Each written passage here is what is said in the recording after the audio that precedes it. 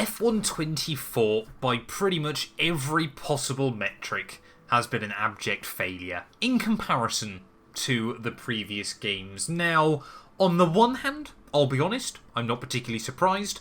On the other hand, it is a little bit of a shame, and let me explain. Yes, welcome back everybody to a slightly different video today, and not normally one that I would make on the channel. Generally, I try not to be too doom and gloom, but ultimately, I feel like we've kind of kept, avoiding the point for quite a while now, and that is that F124 has been a bit of a disappointment. So today I kind of want to share my thoughts and feelings as to why that is the case, why I'm still playing F124 as much as I am, and what I think needs to be done or changed ready for future videos as well, and of course future games inside the F1 franchise. Now this is also kind of one that I want to know your guys' opinions on as well. Do you think I'm kind of right with what I'm saying here? As a content creator, I might have a slightly different perspective to what you guys might have, just playing the game normally as well at home. But yeah, like I said, let me know your thoughts and feelings down in the comments below. I'm genuinely really interested to know what you guys think as well with the current game. Now, F124, first of all, I want to start this by saying, is not a bad game. It's much better than F122. I would argue in some ways it's better than F123, but in other ways, yeah, has certainly not been the step up that we would hope to expect, on a year-on-year release that obviously keeps coming, and everybody knows that obviously you're going to get a game each and every year. It's, written into EA and Codemasters' contract with F1. Now, it's very easy as well to just play EA as the scapegoat here, People, it's not uncommon knowledge. People love to hate EA at the end of the day. Maybe I'm going to get a little bit of hate for this as well.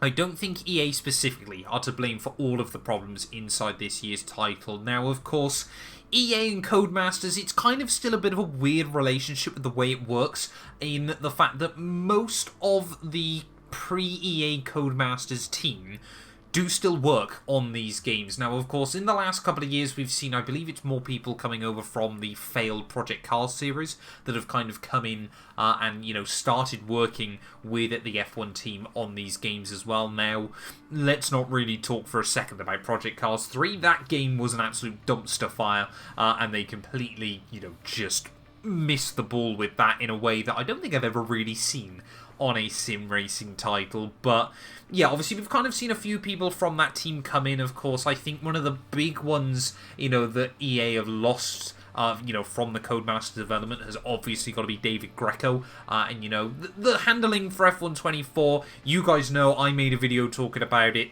Alex Gillen's made videos talking about it. Ben's made videos talking about it. Arav's made videos talking about it. Every kind of bigger content creator has made kind of videos talking about how just awful the handling model was on F124. Now, the early weeks of a game's release are huge with a yearly franchise like the F1 game, especially, when the sport as well over the last couple of years has kind of seen a massive peak in popularity. And then obviously 2022, it kind of stabilised, and 2023, it nosedived.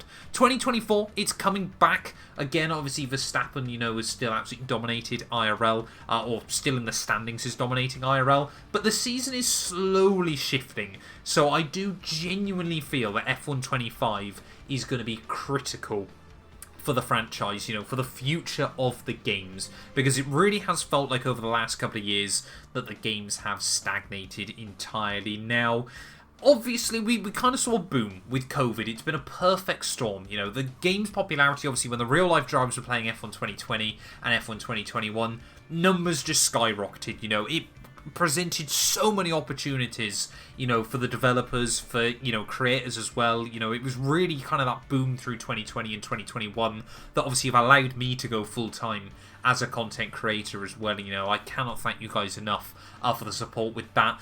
But kind of since then, yeah, it's really been the perfect storm. Of course, F122, no real F1 driver has really sort of played the game. I think Zhou Guanyu plays them a little bit, but nobody else has really ever gone back to them, as you would expect. And obviously that game was just awful. You know, when you could have tried to capitalise on the hype of obviously the new cars, it was an interesting season for the most part between kind of Ferrari and Red Bull and trying to see Mercedes fight back. But ultimately, you know, that game completely missed the 8-ball. The grit was completely out of line. The physics were kind of nowhere near, you know, what you would expect a Formula 1 car to drive like. And combined with the fact that they were just so unpredictable. It wasn't a fun game to play. Honestly, it felt like a chore so much throughout that game as well. And then F123 came around. And it was a really good push in the right direction again. You know, that game was so much fun to drive on. You know, the modding capabilities were still there as well. And I think, you know, they really did kind of bring the game back in a direction that we were expecting. And then F124, it feels like it's gone too far. It's kind of like between F122 that was too difficult, they made F123 easier and made more sense. I think they kind of felt that by making F124 even easier, people would enjoy it. And of course, that's not really how sim racing enthusiasts, you know, enjoy a game. You know, it's got to be a challenge. It's got to be kind of unforgiving in its nature, so that when you do succeed, it really does feel rewarding as well there. And F124 has really missed the 8-ball with that. And let's then talk about the biggest problem I still find with these games. Too much development is going into F1 World. We said this at the start of F123, when, you know, pre-F123, when kind of F1 World was announced, you know, they wanted to do this or that with it, and, you know, allow people to unlock, you know, parts and upgrades and have a world car and, you know, do all these challenges to unlock real, you know, real driver helmets and things like that. That worked quite well in terms of, like, the livery unlocks in F123, but ultimately you couldn't have come at a worse time when teams are trying to shave weight and aren't doing special liveries anymore. But everything else on F1 World, you know, the development that's gone into that over the last couple of years, honestly, I hate to say it's completely wasted. And we said to EA going into it, it would be a complete waste of your time.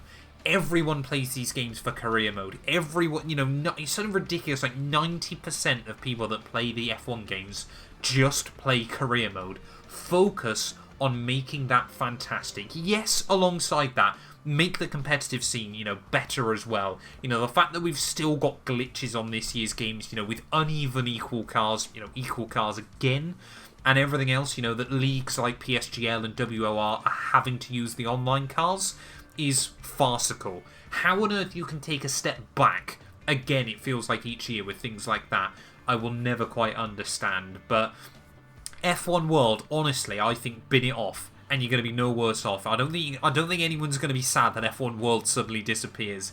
Yes, if you get rare limited edition liveries and things like that, run them on a special event, that kind of thing, like we saw with F1 esports events in years gone by. But F1 World is not where the development should be at. And let's talk about career mode then. Obviously, I've probably done more career mode than anybody else, I think, on YouTube so far this game. Obviously, we're starting Season 4 of the Ferrari career mode tomorrow here on the channel. Get yourself subscribed if you're new. I've obviously done a season and a half as well of the My Team career mode over on Mat 2 and 2 gameplay. I was so prepared. I was so ready on this year's game, you know, hence why I did 2 series and things like that, to really, you know, go at this, you know, full out, daily uploads, everything like that. And to be fair, I've maintained almost daily uploads as well still. I'm going to say this now for Season 4, we are going to be slowly slowing that down a bit, you know, sort of 3 or 4 episodes a week, just because obviously I think, you know, people aren't as interested in those series as much as they were. But career mode, you know, they kind of hyped this up this year. We were all excited for it before we got a chance to play it. You know, we were getting kind of, you know, the option to drive as a real life driver, I thought, you know, was quite cool. I might do something with that a little bit later on down the line. But obviously, you know, with the all new secret meeting system and things like that, you know, you could create a bit of drama. And yes, the contracts do help out in the longer run, but it hasn't made enough of a difference. You know, for example, Season 3 of the career mode, obviously, we did some secret meetings with various teams throughout Season 1 with Haas. We then did basically an entire storyline throughout Season 2 where it was kind of just us talking to Ferrari one-on-one. Season 3, I had 0 secret meetings. For whatever reason, once you go to a big team inside the game, there are no secret meetings anymore. And, you know, that should be, even then, you know, we should be working with Ferrari, and Toto Wolff should be knocking on the door. Red Bull should be knocking on the door. Things like that. need to kind of be implemented to kind of give you those dramatic storylines still, not only as a content creator trying to make videos out of it, but also for you guys at home playing it as well. Just adding that, implementing those things of, you can make a big transfer between, Ferrari and Red Bull. You can win the World Championship, with Ferrari and immediately make a move to Red Bull or something like that and try and, then win with Red Bull what you've just done with Ferrari and that kind of thing. Or, bring Mercedes right back to the top and to winning ways as well. Now, I could talk about the modding capabilities and things like that. That is just disappointing, but I can understand. FOM, I think, are trying to get more restrictive with what they can and can't do anymore, which I can understand. But things like forcing us onto the same calendars still, not able to mix that up just a little bit, forcing you to have those 6 sprint weekends a year that nobody really wants to do. Sadly, I think that's as much to do with the way they're bunched up inside the game. You've obviously got Miami and Shanghai at the start of the year, Austria in the middle, and then 3 sprint weekends in the final 6 Grand Prix. No one wants to do sprint races inside the F1 game, unless you're doing Formula 2 or something like that. They're boring in real life. They're boring in the game. I'm just going to go ahead and say it. It's a real shame, but it is true at the end of the day as well. That is just a real shame because, it's not even that you get the option to disable them or anything like that. They are forced upon you every single season. And now on F124, you can't even mod them out of the game either anymore. I understand that there's only so much you can do with the custom calendars because obviously, Abu Dhabi pays a huge amount of money to host the last race of the year. Bahrain pays a huge amount of money to host the season opener. But having some kind of capability where you can shake up the order in the middle of the season. We've lost La Castellet from the game. We've still got Portimao. It would have been great. There were rumours that we could get, Hockenheim back. There's a trophy in the game for Hockenheim. And, there's no kind of rumours or speculation that we could be getting, Hockenheim, Istanbul, Nürburgring, places like that obviously featured during 2020 that could have been so cool as well to see in the game that just aren't seemingly arriving. They've got to do something to make these games more exciting. They've got to do something to make career mode more interesting. And that kind of leads us on nicely to the driver transfers. Obviously, we stayed with Ferrari this season. Across the entire grid, how many moves did I see for this year? 2. And it was a straight swap between Oscar Piastri and George Russell. Sergio Perez has done nothing in the Red Bull. Hamilton's meant to be going to Ferrari in real life. We could have had that. I know it's hard-coded into F1 Manager, isn't it? Where we kind of force that move inside the game of, say, Hamilton now goes to Ferrari, and I kind of get booted out, Get booted out of teams. We lost to Leclerc by like 100 points last season. No, I don't think in that situation you would get dropped by Ferrari. But absolutely, there should be pressure that say, we had a dominant car last year. Verstappen would surely come knocking to Ferrari as well. And, we're put in a position where at the end of the year, we've got to beat Verstappen in the championship, otherwise he gets our car for next season. But it just feels like they kind of put these new half-baked little features in that ultimately have not made the difference. Now, do I remain optimistic for F125? We've kind of seen it in the past with Codemasters as well, that they'll half-bake a feature into one year's game and then kind of fully fledge it out in the next. Do I remain quietly optimistic that they are going to bring in more of these things? Yes. For now. Am I going to rely on them? Am I going to say they're guaranteed? Absolutely not, on the other hand. But, I think it does boil down to, again, resources have been used in the wrong way over the last couple of years to push features that make no difference. And that's what's frustrating, especially when 2 years ago, or a year and a half ago, when you unveiled this new F1 World feature to creators and we went, no one's going to play that. No one's going to be interested. No one's going to care after 2 weeks about, building up a custom car that you can race online where you have to do like 3-lap races over and over that just get really boring. If people want to do short races, they'll do them in career mode, whether that's a 25% race or a 5-lap. Clearly, I've been ranting for a little bit too long in this video. My camera decided to die, but I think the last real problem I have with these games is, honestly, it feels like coders are scared to move forward. It feels like they built a really good base with the Ego ERP engine, and that worked fantastically. Probably, I would say, all the way until about F1 2021. I would say F1 2020 was probably the peak of modern Formula 1 games, but then F1 2021 was still pretty much bang on as well. We saw the same thing back with like F1 2012, F1 2013 were fantastic. 2014 kind of fell off a bit, and then obviously 2015, again, you know, it was a new engine, things like that. It was a bit of a dumpster fire, but they kind of got back to their ways with F1 2016. It feels like kind of F1 22, F1 23, and F1 24. EA code is, and this might not be true, but it's just how I feel, they're scared to take that next step. You know, whether that's lack of investment coming in, whether that's lack of belief in the sales, or whatever's going on, it feels like we need to see that next big leap forward to allow these games to progress into the future, because ultimately, you're seeing with the sales, people will just play the old games still. You know, I play F1 2020 still, obviously with the Ultimate Career Mode and things like that, and it's not going to get better. It's just going to get worse, obviously, if you keep just... It feels more and more like the games are regurgitated, you know, there's still the same glitches appearing year on year. I'll be honest, one of the big things that actually instigated this rant today was Gary and I. We tried to do co-op earlier on this week. They tried to patch co-op, and now it doesn't work at all. You cannot load into a race. The servers between either of you, they don't sync up and allow you to race at the same time anymore. How, when you are trying to patch a game like this, is that not tested whatsoever? I said the same thing about when I did the Pimax VR video a couple of days ago.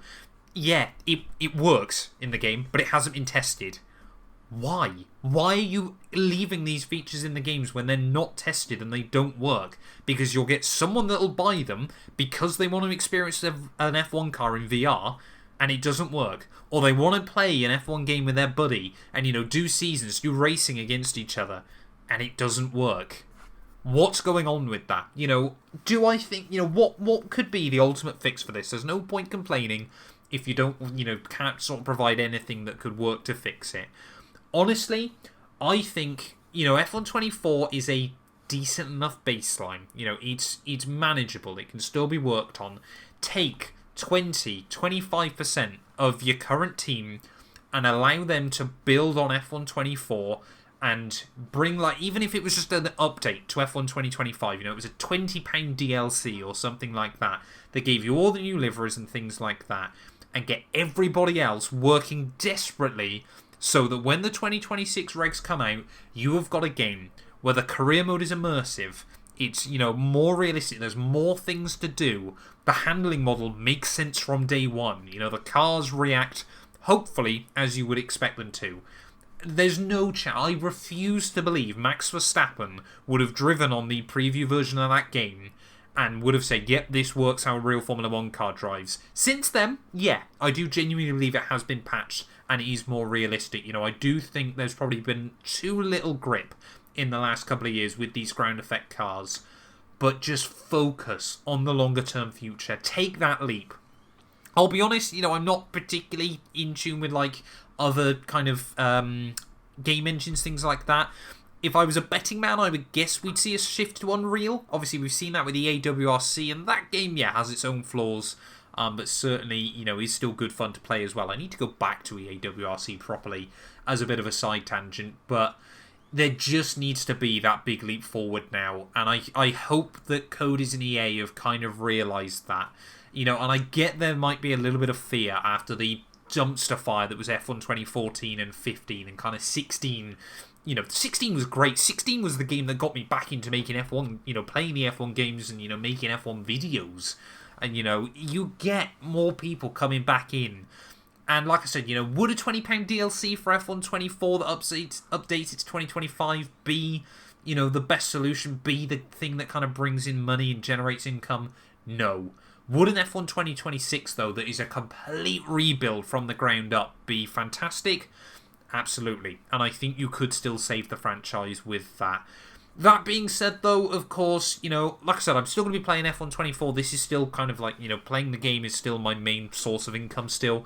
You know, I'm not suddenly going to stop playing F124, but you guys will have probably noticed from me over the last kind of 12 months or so, I've kind of been branching out away from the F1 games as well. You know, I've been doing some WRC, I've been playing MotoGP, I've been playing F1 Manager. I want to get back into more of the Super Sim racing content as well. You know, and do some more videos with that kind of thing. So, videos on this channel might slow down a little bit. They're not going to go away or anything like that. I still want to do all the series I'm doing. But yeah, like I said in the intro, let me know your thoughts and feelings down in the comments below. I don't want to be all too doom and gloom. You know, there are still some fantastic features of these games. You know, the graphics are stunning. They don't need to work on the graphics anymore. They look fantastic. You know, kind of the AI, they're not perfect, but they're still pretty good. But those kind of things can only keep you going for so long. There needs to be some changes for the future. So yeah, like I said, let me know your thoughts and feelings down in the comments below. Maybe I'll make another video on this next week with some of kind of the comments you guys have left as well. But thank you all so much for watching, kind of listening and hearing me out. And we'll be back tomorrow with round 1 of Season 4 of the Driver Career Mode. I have recorded that video. It is a decent one. It does portray F124 in a better light.